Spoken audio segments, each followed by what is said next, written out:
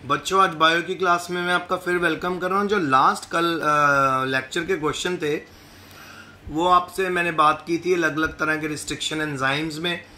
सो restriction enzymes का काम क्या है? दो तरह के होते हैं, एक होते हैं एक्सोन्यूक्लियस और एक होते हैं एंडोन्यूक्लियस। एक्सोन्यूक्लियस का काम होता है वो डीएनए को आउटर एंड्स में से काटते हैं और उनको रिमूव कर देते हैं, उनके किसी पर्टिकुलर पॉइंट को। ठीक है, फिर उसके बाद एंडोन्यूक्लियस क्या करते हैं? ये कट प्रोड्यूस करते हैं। फिर मैंने आपको बताया था स्टिकी कट, ब्लंट कट। अगर तो ब्लंट कट बनाना है तो आपको बीच में से एक ही न्यूक्लियोटाइड के ऊपर सेम न्यूक्लियोटाइड पे कटिंग होगी। अगर डिफरेंट न्यूक्लियोटाइड पे कटिंग होगी तो वो हो गया हमारा स्टिकी कट। तो आज का क्वेश्चन है, जीन लाइब्रेरी के ऊपर नोट लिखिए, बताइए कि जीन लाइब्रेरी होती क्या है। तो बेटा, जीन लाइब्रेरी एक तरह की कलेक्शन होती है जिसमें सारे क्लोन मिलते हैं किसी पर्टिकुलर किसी भी इंडिविजुअल के, जो उसके सारे जीन्स को रिप्रेजेंट करते हैं और उसके पेरेंट्स के जीन्स को रिप्रेजेंट करते हैं। तो जीन लाइब्रेरी क्या है? एक कलेक्शन है of all the clones of an individual which represent all the jeans of a parent. तो पेरेंट के सारे जीन्स को रिप्रेजेंट करते हैं ये। फिर हर क्रोमोसोम एक बुक की तरह है जो लाइब्रेरी के अंदर प्रेजेंट होती है। आपको पता लाइब्रेरी में कितनी बुक्स होती हैं। इसी तरह जो जीनोम है bacterium such as Escherichia coli का, उसके पास 4000 जीन्स हैं। आगे individual genes are present in very small amount. ठीक है, इंडिविजुअल जीन्स बहुत कम अमाउंट में होते हैं। और जो जीन क्लोनिंग होती है वो इसलिए की जाती है ताकि हम ढेर सारी कॉपीज बना सकें और लार्ज अमाउंट में कॉपी बना सके, डिजायर्ड जीन भी बना सके। और जीन लाइब्रेरी को बेटा हम आरएनए को यूज करके भी बना सकते हैं। तो जीन लाइब्रेरी आरएनए को यूज करके भी बना सकते हैं। और एक एंजाइम है बेटा जिसका नाम है रिवर्स ट्रांसक्रिप्टेज। ठीक है, रिवर्स ट्रांसक्रिप्टेज एआरएनए। ये क्या करता है? DNA polymerase is used to convert RNA को कॉम्प्लीमेंट्री डीएनए में कन्वर्ट कर सकता है, which can be converted in the same way as DNA cloning. So अगर आपको याद हो, मैंने आपको सेंट्रल डॉगमा करवाई थी। तो सेंट्रल डॉगमा क्या होती है? DNA to RNA to protein.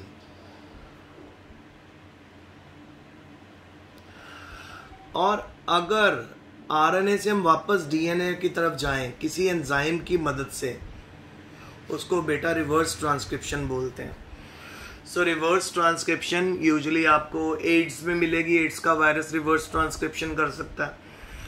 इसी तरह रियो वायरस होता है बेटा, वो भी रिवर्स ट्रांसक्रिप्शन कर सकता है।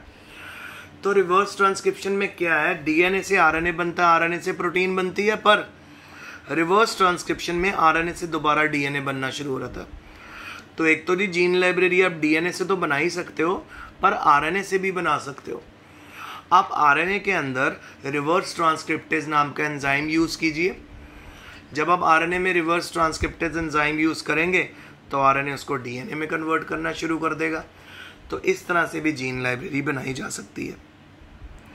तो जीन लाइब्रेरी एक्चुअल में है क्या? ये कलेक्शन है ढेर सारे क्लोन के, किसी भी इंडिविजुअल के, जिसके अंदर पेरेंट्स के सारे जीन्स नजर आने शुरू हो जाते हैं और उनके फिनोटिपिकल और जीनोटिपिक रेशियो भी नजर आने शुरू हो जाते हैं। और स्पेसिफिक टेक्निक्स होती हैं जिनकी मदद से जीन लाइब्रेरी को मेंटेन किया जा सकता है। तो ये स्टार, डबल स्टार वाला क्वेश्चन है, वेरी इंपॉर्टेंट क्वेश्चन। तो बेटा इसको बहुत अच्छे से आज याद करना और कॉपी में लिखना। अब आगे बेटा ये क्वेश्चन हमने पहले भी किया हुआ है।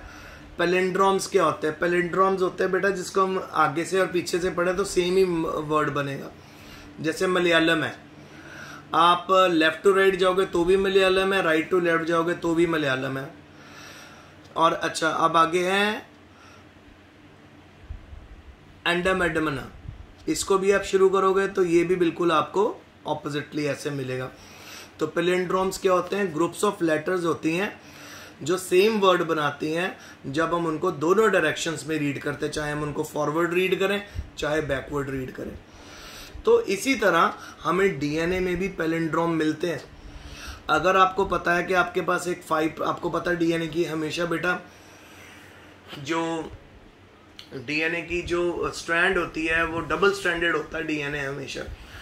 तो उसमें 2 चेन्स चलती हैं, एक चलती है 5 प्राइम टू 3 प्राइम, तो दूसरी चलती है 3 प्राइम टू 5 प्राइम। ठीक है, ये देखिए 5 prime to 3 prime, 3 prime to 5 prime.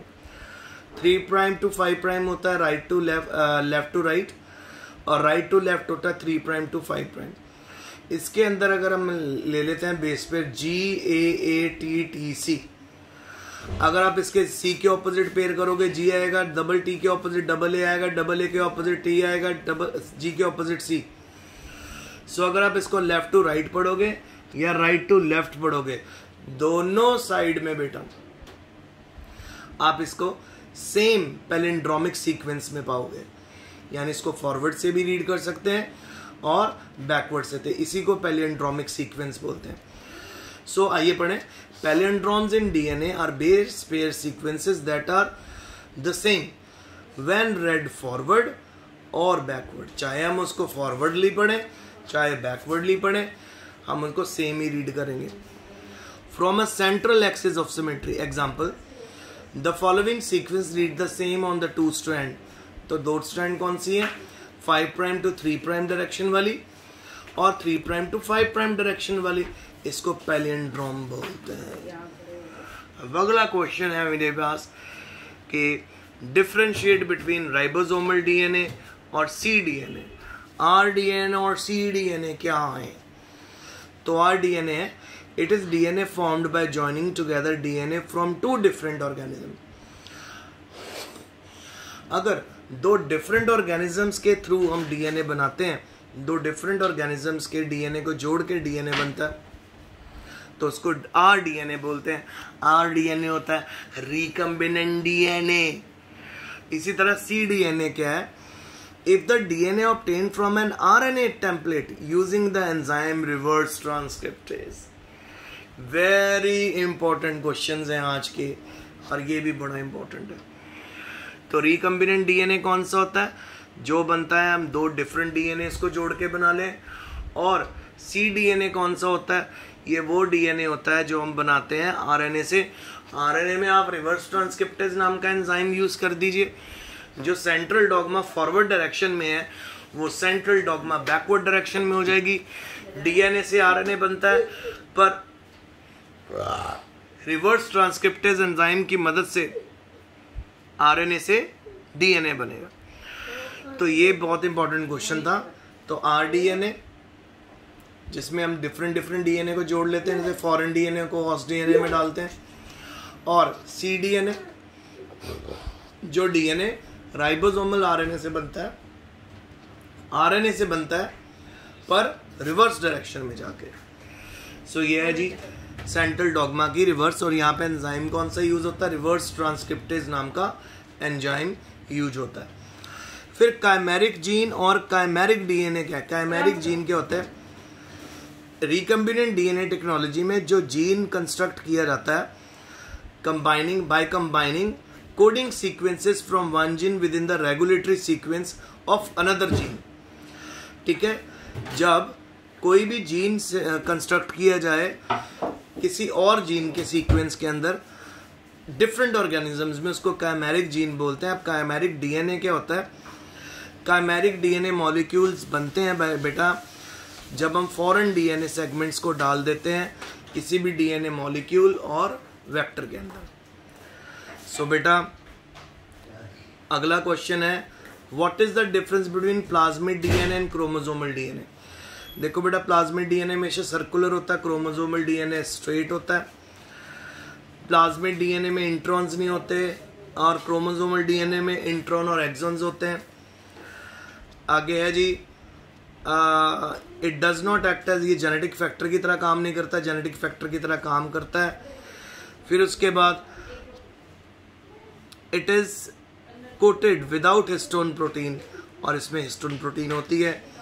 और प्लाज्मिड डीएनए हमेशा डबल स्ट्रैंडेड होता है, क्रोमोसोमल डीएनए सिंगल और डबल कुछ भी हो सकता है, दोनों पॉसिबिलिटीज हैं। और प्लाज्मिड डीएनए में it can replicate independent into main genome. चाबी दे दो। It can replicate, it replicates with genome. ठीक है, जीनोम के बगैर भी रेप्लिकेट हो सकता है प्लाज्मिड, बट क्रोमोसोमल हमेशा जीनोम के साथ ही रेप्लिकेट होता है।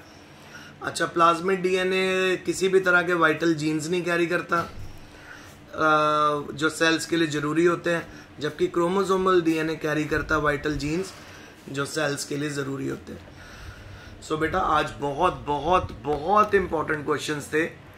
ठीक है, तो फिर से रिपीट कर रहा हूँ। प्लाज्मिड सर्कुलर होता है, क्रोमोसोमल डीएनए लीनियर होता है।